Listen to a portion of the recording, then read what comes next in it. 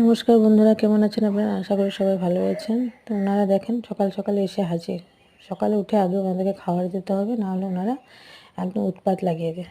দেখুন, আগে ওদেরকে খাওয়া দিতে হবে, তারপরে সব বাকি কাজ। তো ওনাদেরকে খাওয়া দিয়ে আমি চলে গেলাম বাসি ঘরে কাজ করতে। বাসি ঘরে কাজ শেষ করে স্নান করে তারপরে চলে যাব ঠাকুর দিতে। কয়েকজন আসার বাকি আছে এখনও, যে ওনারা আসছেন পরে। ওনাদেরকে আবার খাওয়া দিলাম, দিয়ে স্নান করে ঠাকুর দিতে চলে গেলাম। আজকে অনেক ফুল ফুটেছে। রাত্রে ভাবতেছিলাম একটা যদি লাল ফুল পাই, দেখি সকালে একটা লাল ফুল ফুটেছে। তো প্রথমে ঠাকুরকে স্নান টান করিয়ে ঘরটা রেডি করে নিলাম। ঘরটা রেডি করে বৃহস্পতিবার ঘরটা বসিয়ে দিলাম। আমরা যেহেতু অনুকূল ঠাকুরের দীক্ষিত, আমরা বড়মাকেই লক্ষ্মী পুজো করি।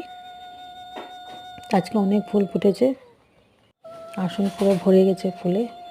দেখুন, পুরো আসন ভর্তি হয়ে গেছে ফুলে। এরকম অনেক ফুল ফুটলে ঠাকুর পুজোটা দিতেও খুব ভালো লাগে। আর এই গোলাপি রঙের ফুলটা বেশি ফোটে এই দিনে।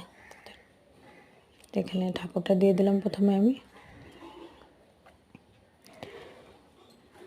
ঠাকুর দিয়ে চলে যাব রান্নাঘরে।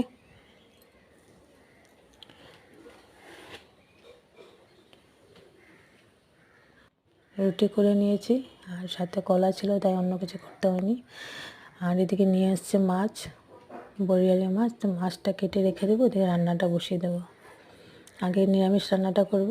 তো নিরামিষের মধ্যে এখানে রান্না করেছি আজকে আমি ডাল পাতলা করে, আজকে আর লাউ দিইনি। এদিকে ভাত করে নিয়েছি, কুন্দুলি ভাজি,